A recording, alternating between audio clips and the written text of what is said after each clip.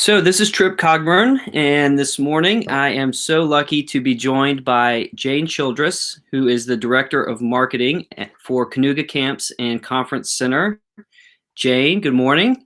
Good morning, Trip. Thanks for doing this. It's very kind of you.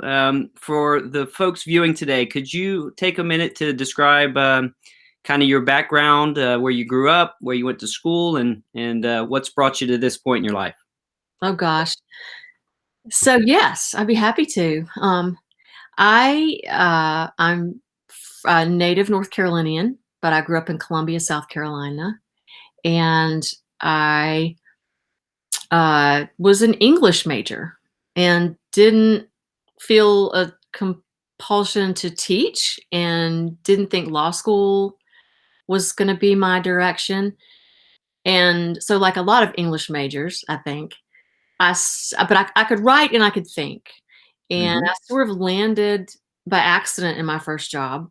It was for Historic Columbia Foundation, which is a nonprofit that runs 7 historic house museums, as director of public relations and special events.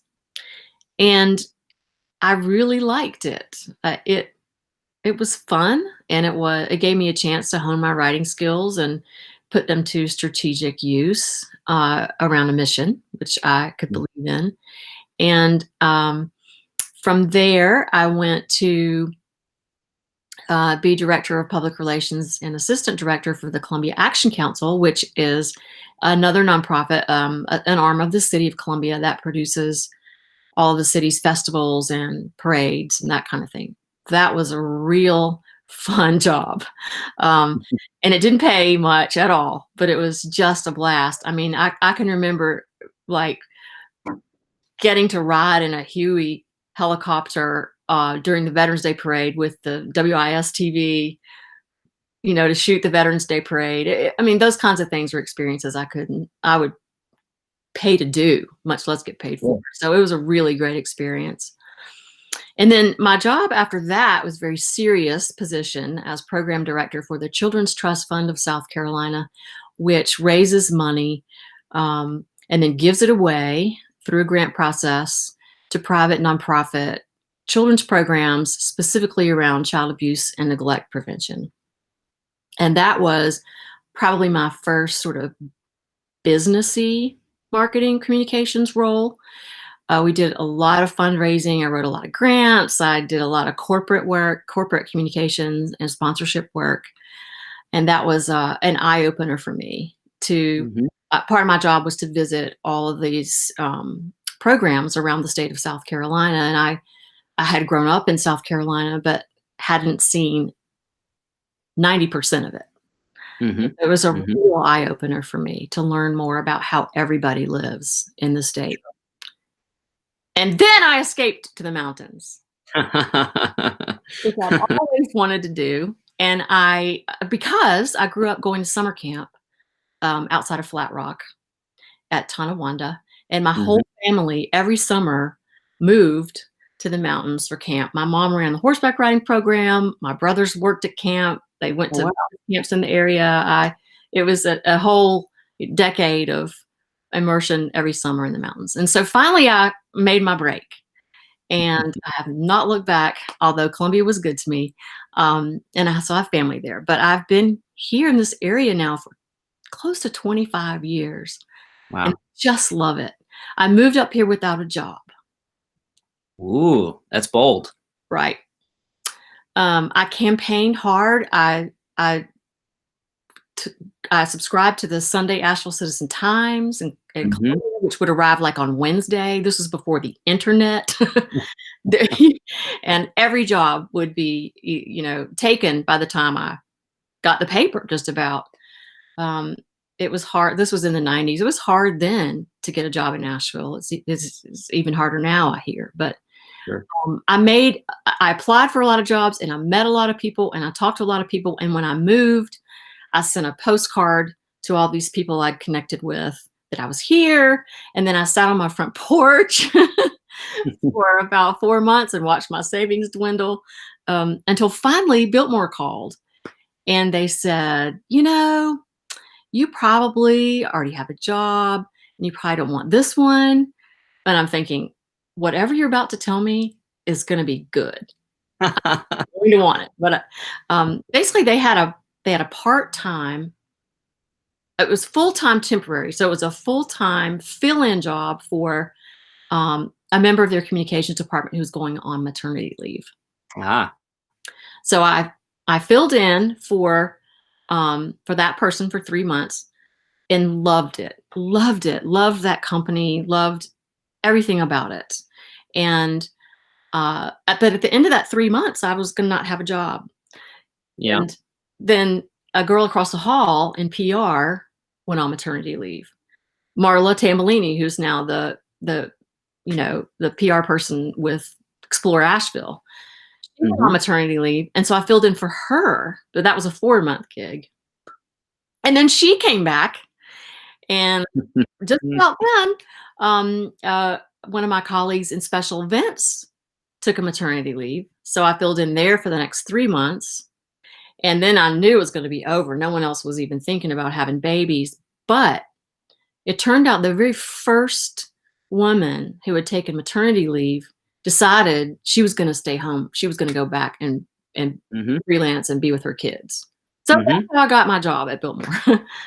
That's awesome. And it was so wonderful. I was there 8 or 9 years, and Mhm. we had that that working for a family business is very different than anything I've ever done. And Mhm. it was so wonderful in so many ways. Um, Finally, though, when I started having my own children, I made a decision to to do my own thing, and Mhm. I left crying to raise my kids and do a home freelance business, which Mhm. I did for 13 years or so. And then I got a call one day from Ashley Mag at Carolina Day School, Mhm. Jennifer Bach, who I'd known forever, saying that they were looking for a marketing director. What I think about it, and I jumped at the chance. I thought it would be a great next move for me, and I had school age children, and it's just been wonderful. And then I'm just starting my Canuga job today. So there you go. That's my career in a nutshell. That's awesome. Thanks for sharing all that. There's some great nuggets in there about the importance of connecting with people and tenaciousness when you're kind of after that job you want. So that was really great. Thank you. Sure. Uh, as somebody with so much experience in marketing and communications, could you describe the relationship between a successful business and its marketing plan? Successful business, I don't think can exist without a really solid marketing plan. I think they go hand in hand, and I think it's important that marketing is at the table when the business plan is being developed. Mm, And sometimes that it depends on the organizational structure, but it's really for it to be truly effective, the marketing team needs to be in those discussions and truly understand what the goals are, what people are thinking, and the background and the context to help really build the business, build the mm. organization.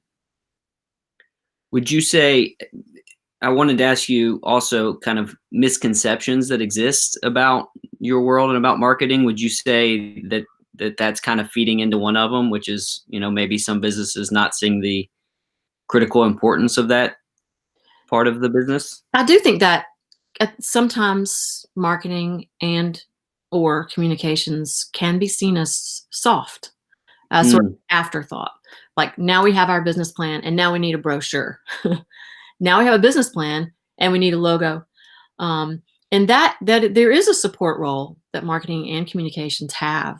However, your support functions are going to be so much more effective and so much better implemented if that group, that team is also included as not as an afterthought, because that team can help streamline and think through, um, how to make the business work.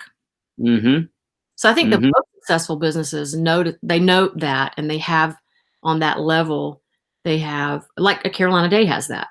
You know, we have marketing at the business team table. And Mhm. while to some people that might sound like a no-brainer, I think in a lot of industries, I'm thinking maybe of retail, in a lot of industries, real estate maybe, it's an afterthought. It's always, I need someone to make something look good for me. Mm. Mhm. It's not ever gonna be anything but something that looks good for you. No, yeah, that makes sense. That's really interesting. Um, is there if you were talking to somebody about marketing and they wanted to, maybe they don't have the ability to hire somebody such as yourself with your expertise. They're kind of doing their own thing a little bit. They're trying to build their business and they want to market it. What would you tell them is a number one kind of do? And then of course, conversely, please don't do this. Or any major do's and don'ts for them? I think the main do is to keep it simple. If you're trying Okay. to do it on a limited budget, and you're not gonna hire an ad agency or a full t or person to be in your business to handle it, I think, staying focused is the critical thing. Mhm. And so keeping it simple in that way, but also keeping it simple in what you say. If you're a business to consumer, people can only take in so much. Mhm. Try to hold back. Economy is best. You know, it's tempting, I think, to want to explain, explain, explain, explain what you do. But Mhm. really, what you need to be thinking about instead of is what the customer how they will benefit from what you do, which ought to be like 4 words. Really, 4 words and a call to action, and then just keep doing it over and over and over. You can't do it enough. If you get bored with your campaign, trust me, it's only because you're seeing it every day. Right. Most Right. people are not seeing it, but like once a month, if that. So Yeah. keeping it simple, keeping it consistent. And then I think the other thing, as far as a don't, would be, I would just say don't skimp on your logo. Mm. If all you have is a limited amount of money, put it there, because your logo is your front door. It's your front door, and Yeah. you make it worth going through for people. And if you don't get them through the door, you don't have a chance. And these days, your actual building, your actual facade, your office, wherever that is no longer really your front door, depending on Yeah. your business. But for most people, it's not really your front door anymore. Your front door is your website. You've got to have your logo. Even if it's a very simple website, that logo's got to be super duper strong. So I would say don't skimp on your logo. That's awesome. Yeah. Thank you.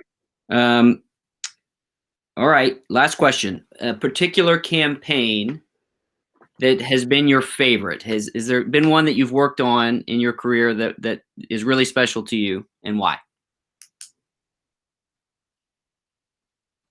So the one that comes to mind immediately is, um, when when I was with Biltmore Marketing, we worked really hard to bring the advertising in-house.